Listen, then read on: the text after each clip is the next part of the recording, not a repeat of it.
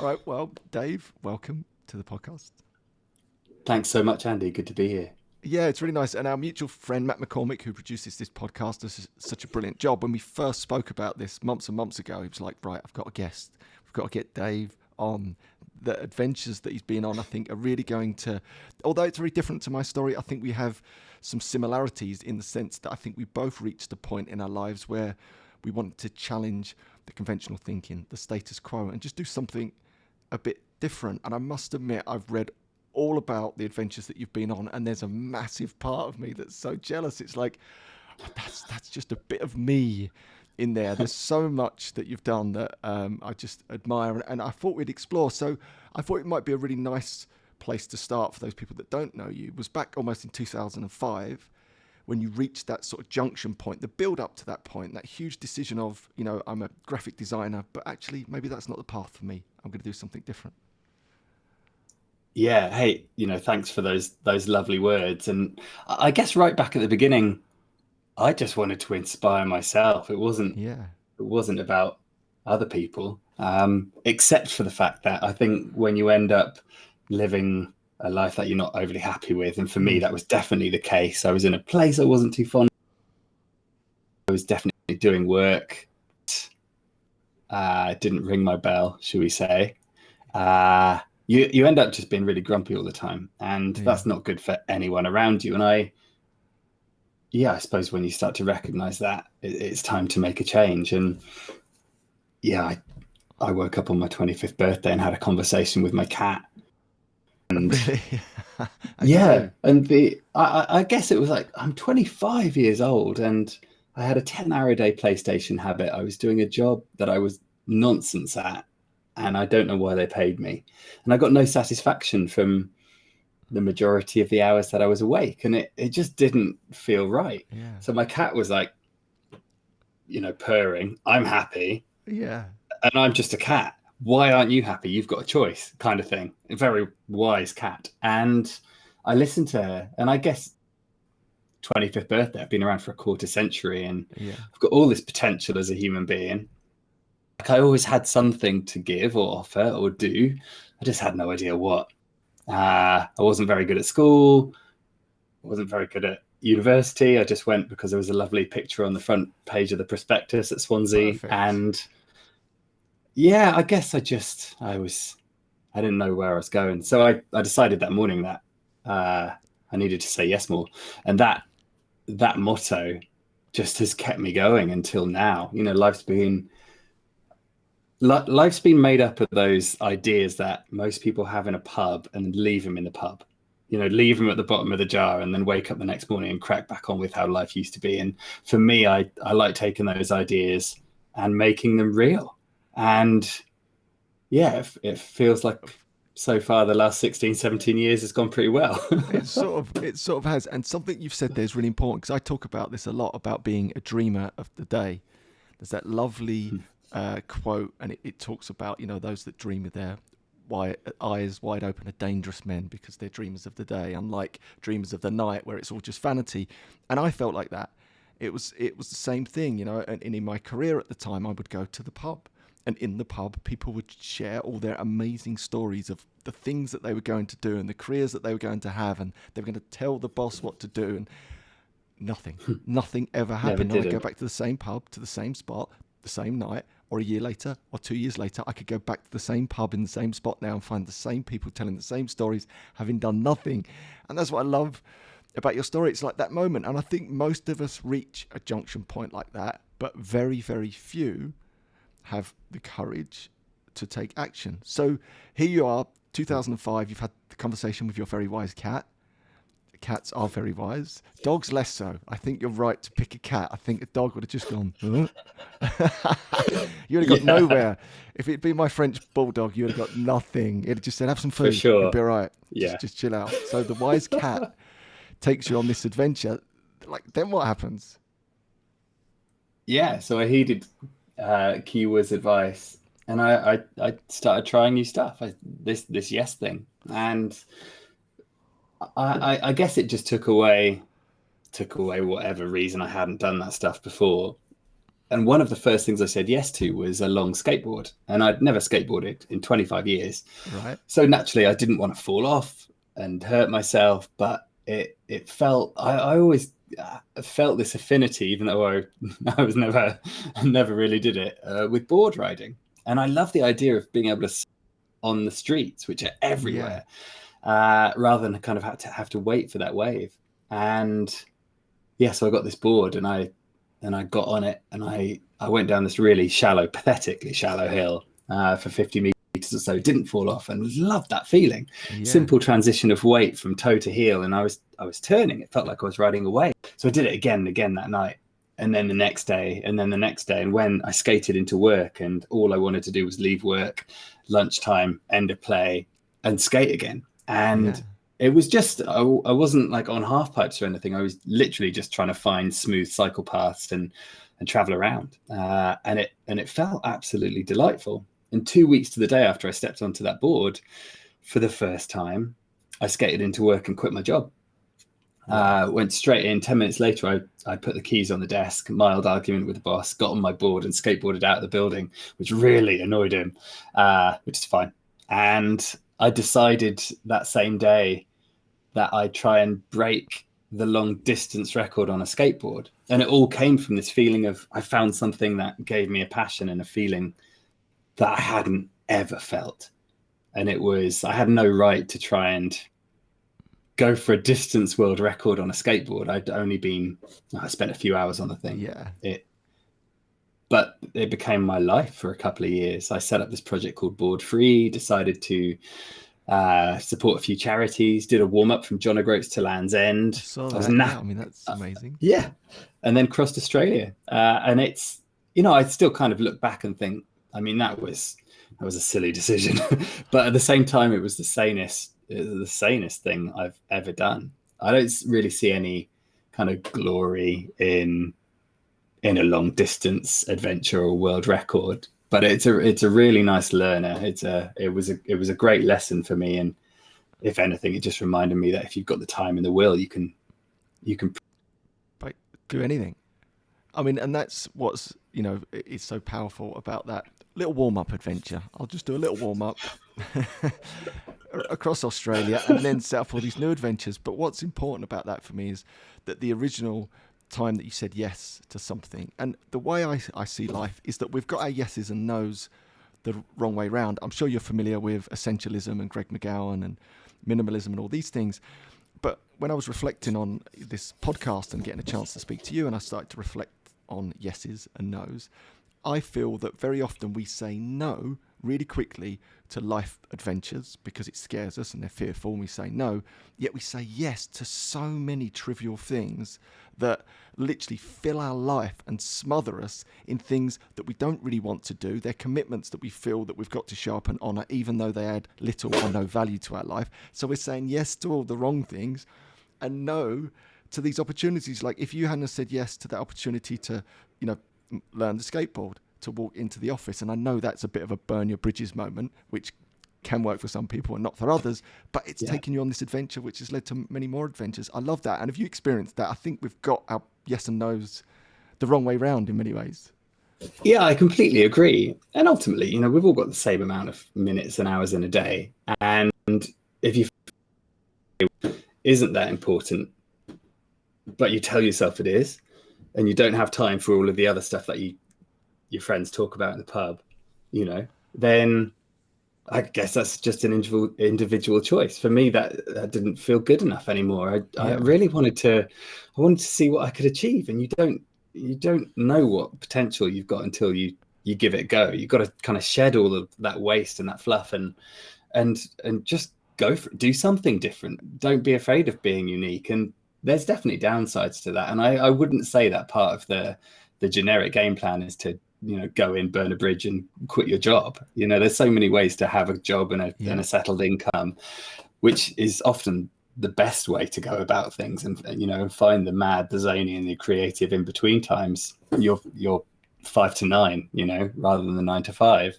But for me, I just thought I don't really have anything to lose. I was honestly back then pretty depressed bloke. I didn't see too much reason to be around, and I'd had a hard time at school, and I've had, you know, you look at my website, you wouldn't really know.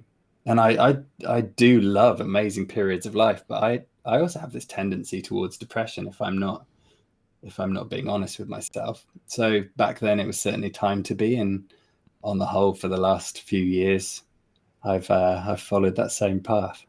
Yeah, I absolutely love it. And it's really inspirational for many of our listeners, because I talk about this a lot as well, about meaning and purpose and small bets around meaning and purpose as well. And that methodology of not necessarily burning your bridges, but as you described it so brilliantly, you know, from the 5 to 9, just doing things. And you have to say yes to things to find out what it is that you love. Like, you wouldn't have found out that you had an affinity for a skateboard unless you got on a skateboard, or volunteering. And I'm seeing it all the time now within our networks and groups, that people that are saying yes to things, having the courage to step outside their comfort zone, are exploring lots of things. Some might resonate, but others might more so, to the point of, wow, now this takes me on a little adventure that takes me on to more adventures.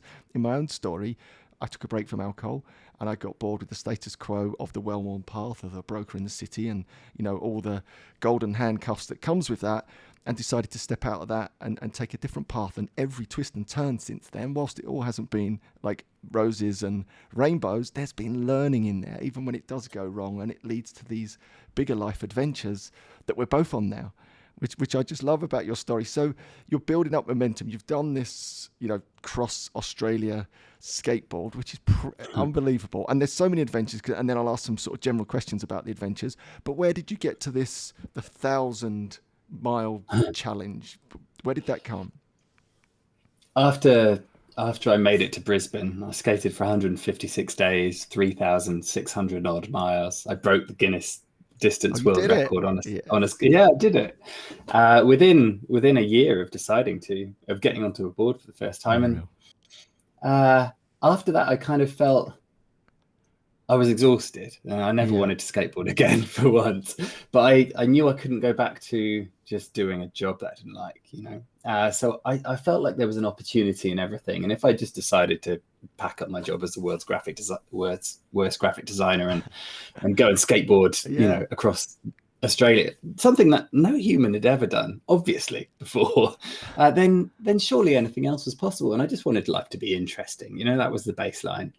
And I kind of potted around for a couple of years. Honestly, I was living super cheap. I was sleeping on people's sofas or hammocking in London parks.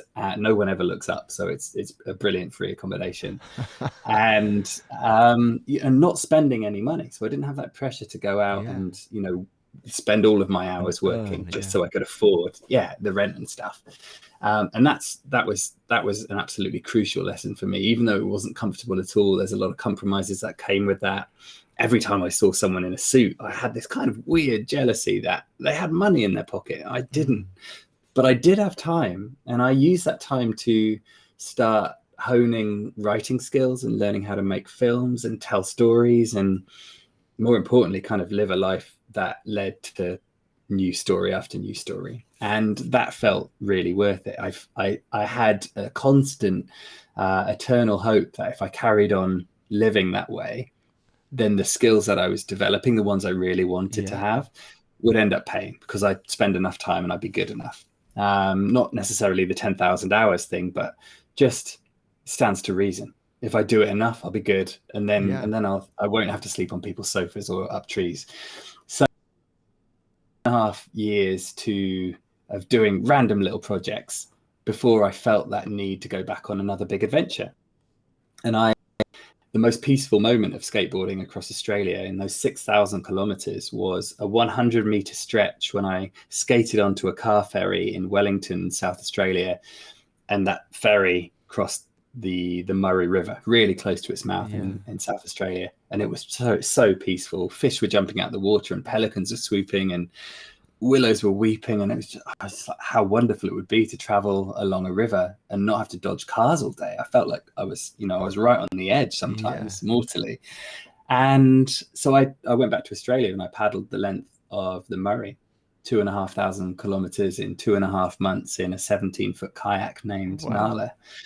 And it was gorgeous. It kind of bred in me a love for traveling on water, rivers especially. That has never left me. It's grown stronger every year.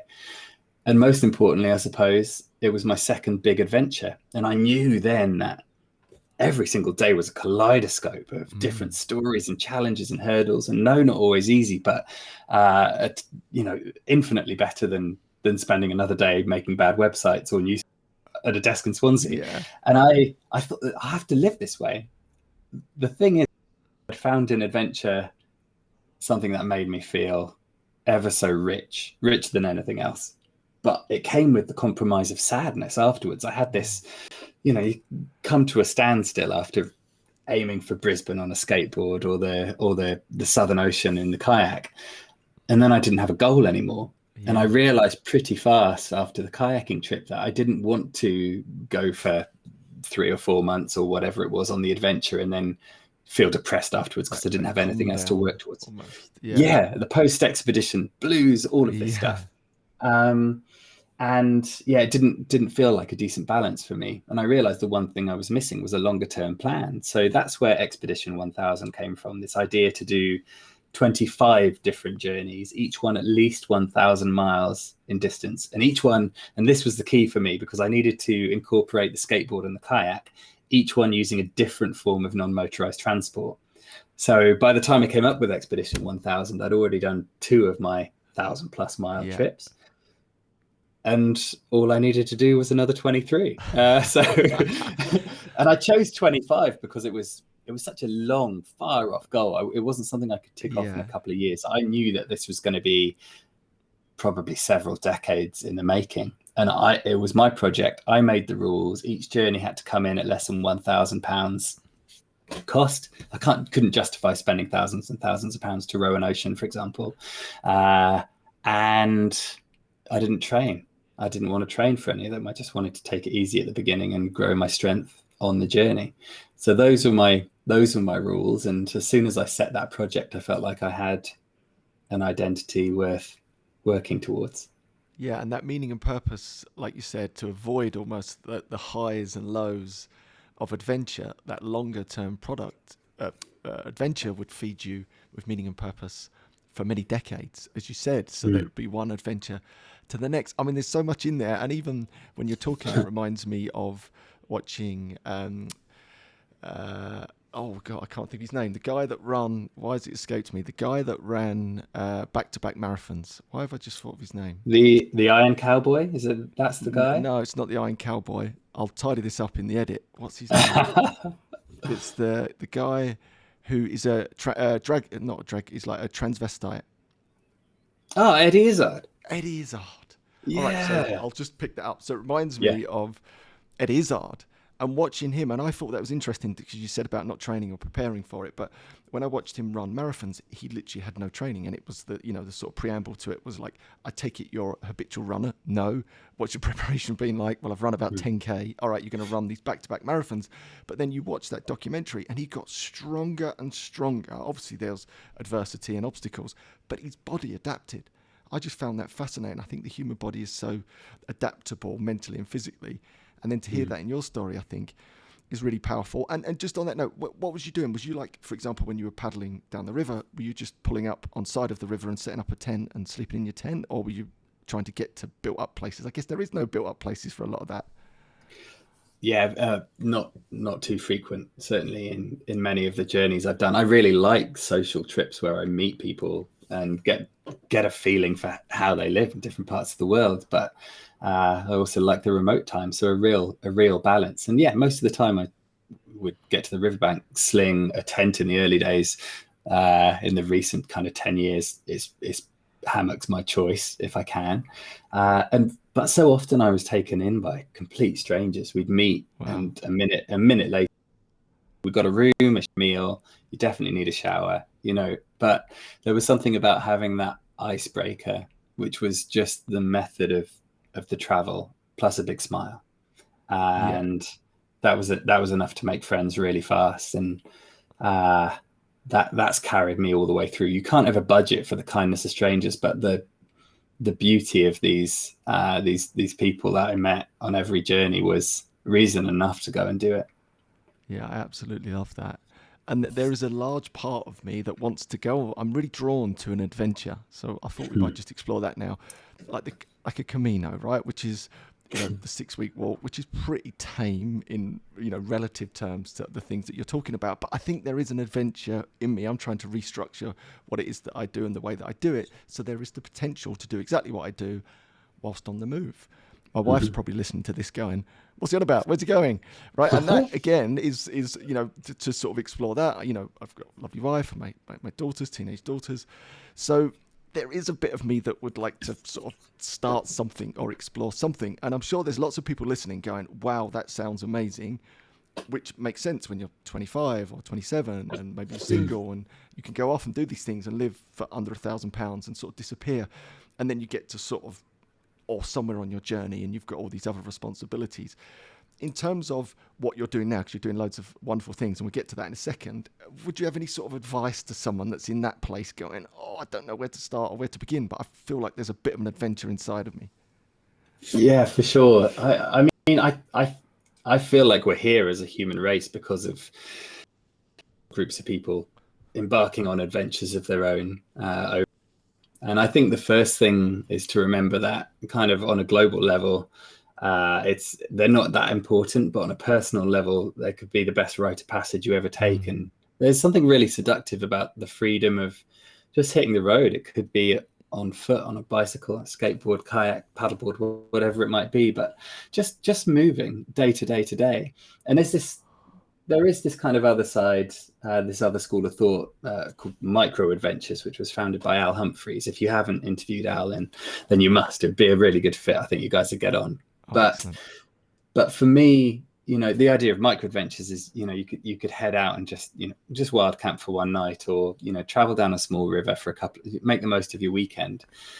But a really long term thing, something that's going to be at least 3 or 4 weeks. I think everybody should do it at some point, because it's not easy to go for that long. If you've got 2 days free and you make the most of it, that's awesome. But it's not necessarily going to be life changing. That you're home in 2 days to your bed and your pillows. Whereas if you're just heading off for a long period of time, man, the freedom of thought and time you have to process all of that stuff we don't give ourselves when we're just kind of on our day-to-day treadmill, even if it's a nice looking treadmill, it's invaluable. You get to know yourself, and that's what I get from my adventures. I suppose the most recent ones have been a break in many ways, in between a really kind of happily busy life, and I'm productive just as much in between my adventures, if not more so than I am during them. And going away for 1,000-mile 6-week trip is a beautiful escape. But the thinking time, it's the only way to get it for me. And knowing you can go and do something like that, something that most people in the world wouldn't be fortunate enough to do, or brave enough, or whatever it might be, if you've got the opportunity, why the heck wouldn't you? Yeah, see, I love this. This is speaking my language, because even what I do now, I run courses for people, and some of the sort of, I guess, the cornerstone to those courses is that I think we're all drawn to the Camino, for example, or an adventure. Same thing that's going to take us away from the busyness of life. Really, what's the underlying for all of those adventures? You described it perfectly. The Camino is thinking time. It's reflective time. I think we crave it. We desire it. But rarely ever do we actually facilitate such an adventure or such time away to reflect and really learn. So that's why I set up online courses around that, for the same idea, to try and give people that reflective time in and around their busy jobs. But I know what tends to happen is they have these beautiful insights, and then I think they gain more courage to go on a real world adventure, to actually then get that extended space. Because you're right, I think it's not in the weekends. They're brilliant, don't get me wrong, but I think it's in the 2 weeks, the 3 weeks, the 4 weeks, the 6 weeks, where there's just that space to really think deeply. Even though it's not a deliberate process, it's part of the adventure, isn't it? Getting from A to B and having to deal with the wilds or whatever the adventure is, that seems to trigger something in people that's spiritual. And I guess that's why almost these long walks have been these sort of spiritual pilgrimages, because I guess it's the exact same thing. Somewhere on that journey, for lots of people, not everyone, there's insight that they would never get to had they been stuck in the 9 to 5, and lives are so busy now. So I'm totally with you. I think it should be a prerequisite for everyone. I was lucky enough, I had enforced gardening leave at one point as I transitioned from my broking career to set up another brokerage. And I had 9 months off. And in that space, I did lots of adventuring. And I had the most wonderful insights in there that made me realize I didn't want to be a broker anymore. Yet I'd just signed a 5-year deal with sort of golden handcuffs all over it. But that was enough for me. That insight there allowed me then to spend the next 5 years preparing and building, so that when that contract was up, I was out and I was off to do something different. So you are so right. I think that's brilliant advice. And then just one other thing, and you mentioned it in there, I just wanted to come back to, was wild camping. Now, wasn't it a quest or a call for wild camping that started the whole SayYesMore movement? Yeah, the Yes Tribe. So SayYesMore was my personal motto, bred out of that 25th birthday morning conversation with the cat. And that I've carried with me ever since. Years after that chat and with Kiwa, I started talking about it. It was always just in my head, just kind of driving me forwards. And I started talking about it a bit more openly when I was swimming down the Missouri. And I kind of, by at that point, I'd become a bit more comfortable with who I was and the life path I'd taken, as random as it was. And I felt like there was maybe something I could offer. Really know what, and it all still seems a little bit trite to me, but because adventure honestly doesn't feel that important, and it's a really fortunate place to be. But SayYesMore seemed to resonate with the first few people that I about. And then 3 years later, in 2015, I came back to the UK after some more time away, and I really missed that feeling that I had in the midst of my adventures, where I when I'd meet a complete stranger and then they'd become friends instantly and often help me out. And I wanted to find people who were the equivalent of those river and road angels that I'd met on my quests back in London, where everyone was running around heads down, no time for anyone, especially strangers. And I thought the best way to do that would be to get people outside and moving a little bit. So I invited them wild camping. One school night, meet at a train station, and 19 people turned up underneath the train station clock. And we got a train out for half an hour, just under half an hour, got to know each other around a campfire, slept in bivvy bags and hammocks and tents in this park on a hill. And then everyone got up the next morning and zoomed back into London. Bit smelly, but with 18 new friends. And it just made so much sense. If you'd gone down the road, taking it back to the pub and asked someone, any random person in a pub, do you want to go wild camping with complete strangers tonight near London? They'd be like, hell no, I'll totally die. So the people who turned with, those who didn't have this idea that all strangers were dangerous, they had a little bit more kind of open-mindedness to them, and they just like the idea of sleeping outside, which is, the best short-term break you can ever have. So we did it again the next week, and 25 people turned up, and then the next over 30. And before we knew it, there were kind of over 50 people rocking up at any given train station. And wild camping is mildly illegal in England, because most land is set up with that. Yeah. But the setup was, let's stop worrying about this stuff. Yeah. We're not causing any damage. We pick up our litter, all of that, leave no trace, which is the basic rule. And even though you're not supposed to wild camp, I think that's utterly ridiculous if no one finds you and you don't disturb anyone. So the idea was to try and hide everybody away in a woodland or on a hill or in grassland or wherever, so no one would be bothered. We'd all be up early and away before the dog walkers, came out. And that's how it went. And now and then, when an early morning dog walker did happen upon someone sleeping in a big sleeping bag in a woodland on their normal morning walk, it was like a morning, and they were like, "That's cool." So yeah, I think this is really fast. A community called the Yes Tribe grew out of those early camping trips, and we ran about 20 during the summer of 2015. Had a festival at the end of that summer, which I called Yestival. I'd always wanted to have a Yestival, but didn't know who would come or what would happen. and that was really that was the start of the Yes Tribe, which is now over 6 years old, 25,000 strong, and so much mad stuff has happened. Do you know what? Just if you said that, I've realised that another connection. My friend is Jay Lucas. I don't know if you know Jay, but he was at the Yestival and he told me all about this Yestival that he was going to. I've only just connected the dots. That is so cool. And because he was on the verge, I got to know him through One You Know Beer, and he was on the verge of this massive life transition where he was going to get in a camper van with his wife, I think, and just travel. And with Charlotte, travel all around and work. And he said, I'm inspired by this movement. And I remember it now. And he went to the Yestival, and I think he listened to people speaking at the Yestival. And I'm pretty sure he actually went and delivered a talk as he was on the verge of his own adventure at the Yestival. That is so cool.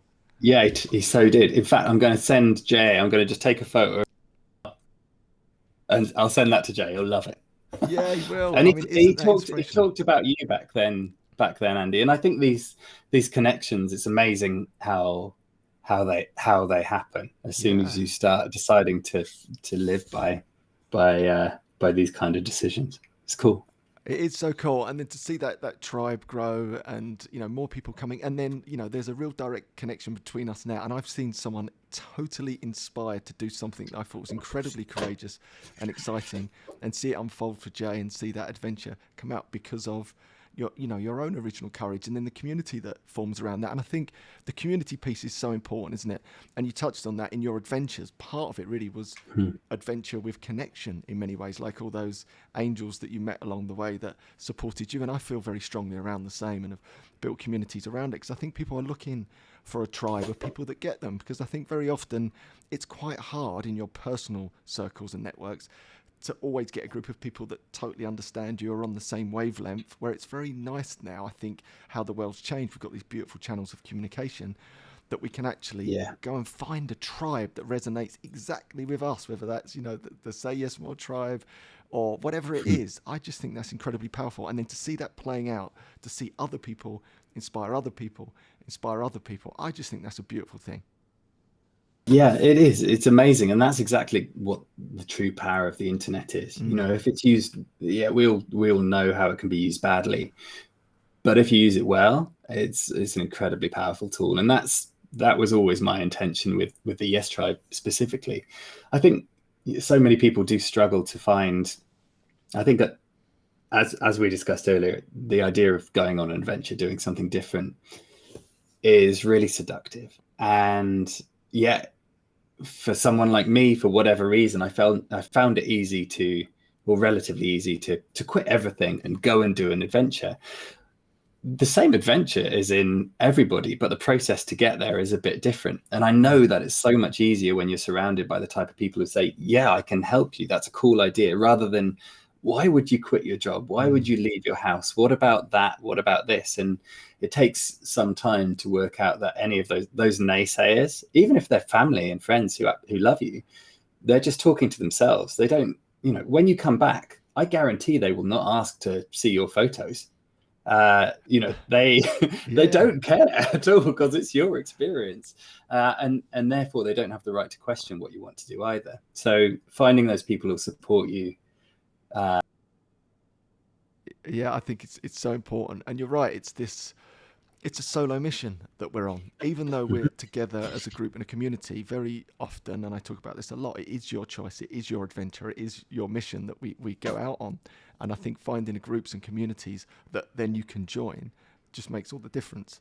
So with SayYesMore and that building, 25,000 people strong, and all of these amazing adventures that you've been on, and you flippantly mentioned at one point, when I was swimming up the Missouri River, which we didn't even get to, because that just blows my mind already. But let's get to where you are like now. I'm just intrigued to know, as this sort of adventurer, are you sort of settled in any way? What's happening right now? I know you've got a big project on that I thought we could explore. Yeah. Hey, it's funny, isn't it, how like a massive adventure at the time, in a few years, just is condensed down into one sentence, and it's just like I'd rather that than like, oh, I was doing this job I hated. Now I'm a married man. I was on a trip at the end of 2015, friend Leon, and broke my leg on a walking journey, which was meant to be a 1,000-mile walk. The only trip I haven't succeeded was walking, something I'd been doing all my life. How did you break your leg walking, out of interest? Yeah, we just walked the length of the West Bank and then was heading up the Jordan Valley, and it was just 2 stress fractures. Right, okay. A bag filled with heavy camera equipment.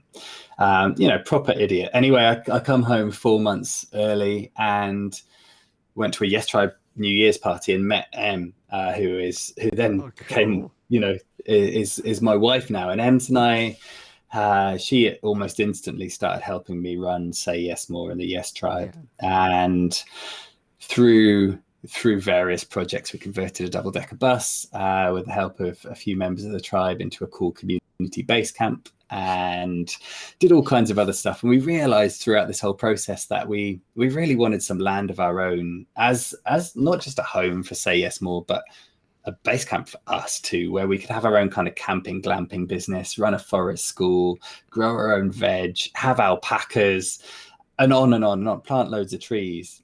So yeah, when COVID kicked in March last year, all of our income was gone. So many people have a similar story, and we just thought this is the time to make this dream come to reality. We didn't have the money at all. We still don't. We kind of bought the place largely with somebody else's, which will naturally be paying back. But in the meantime, we found 15 acres in Lincolnshire. We've been here since December now. We have our alpacas, which all came out of an April Fool's joke on the Yes Tribe a few years ago. And we've got 2 converted buses on site. The Yes bus is one of them, another American school bus, a big old camping meadow. We're growing our own veg. We've got 4 acres of woodland. And I've been just learning how to build stuff by watching YouTube and waving tools around for a few months. And I've learned so much. Oh, that's like my dream at the moment. If I could map it out, I'm so drawn to it's ridiculous. I like to find myself awake at night reading books about this stuff, like literally reading books about growing my own vegetables and self-sufficiency and sustainable agriculture. And I'm totally geeking out on it. And then I'm not even walking out in the garden like early to do a thing. And but I'm out in nature the whole time. But that's sort of that.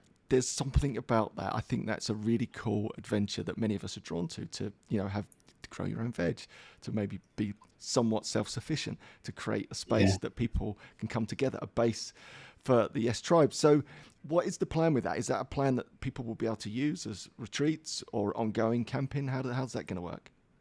Yeah, for sure. So we're still going through kind of boring bureaucratic planning permission paperwork phase, which is not my kettle of fish, because I hate it when other people have control over the way I'm feeling and what I can do. But on the whole, we're calling the place the Big Sky Hideaway. You can find it on Facebook, and it's Big Sky Oasis on Instagram, but only because someone's already taken Big Sky Hideaway. What? But we've been here for 8 months. Like I said, we've done a huge amount. The place looks like more or less the place that will be evolving over the next few years. And people can come and just have a good relaxing camping weekend. They can come and hang out with the alpacas. We're just setting up a hammock village with sky tents in our woodland. We'll do bushcraft courses and filmmaking workshops and co-working weekends and retreats, and just come glamping with some mates and stay on a school bus or in a land pod.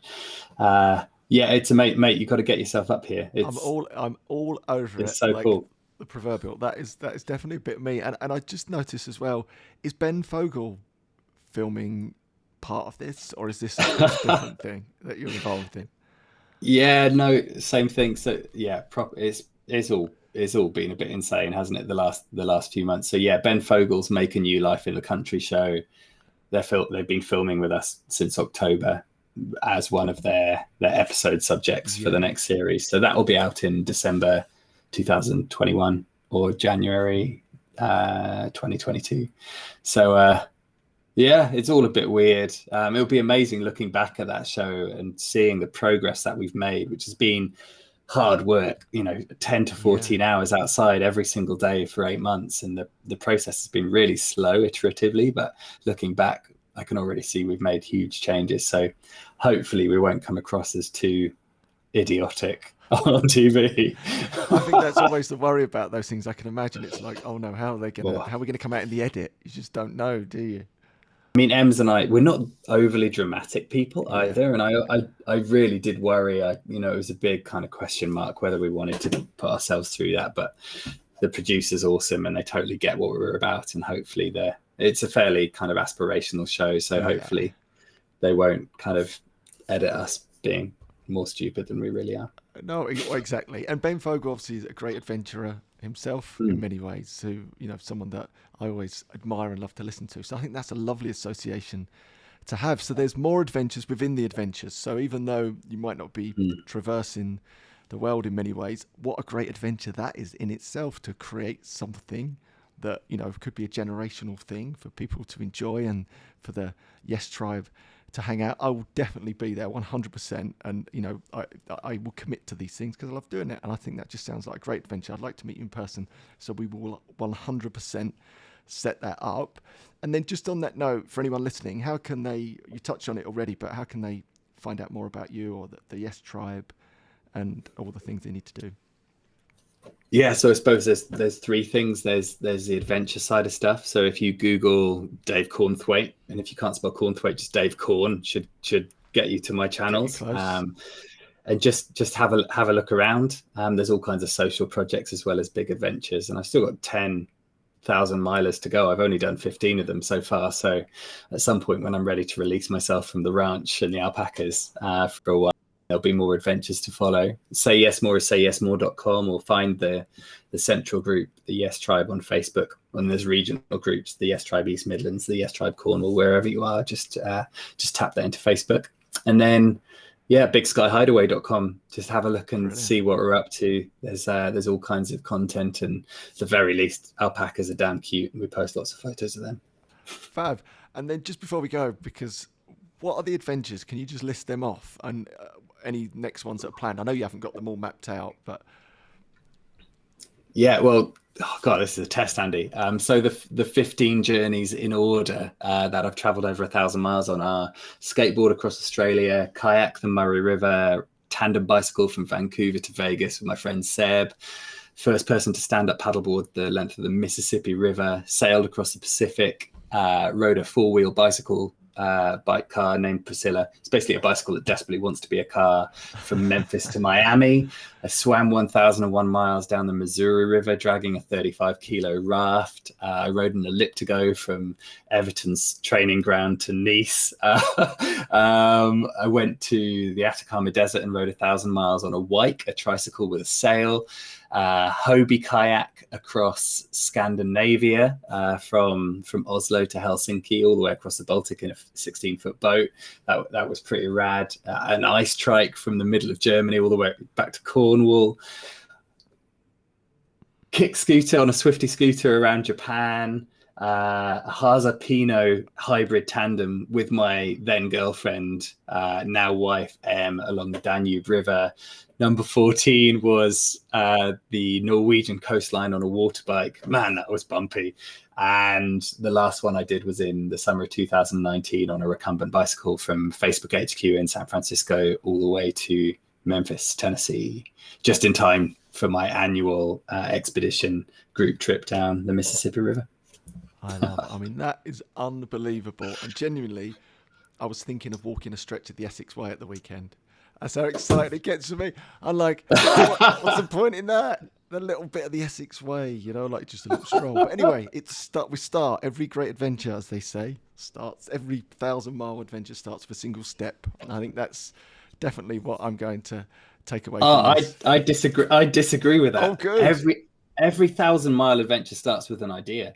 It's got to come from somewhere. The step is, the first step's just a little bit of the process along the way. The process further down the line. Andy, here's the cool thing. Out of all those adventures I listed off, every single one of them is now just a sentence in my life. Yeah. And in total, if you kind of back the time up day to day, they've all taken in total 414 days. I'm almost unreal. 42. I'm almost 42 years old. These 15 adventures form so much a part of my identity, certainly for other people.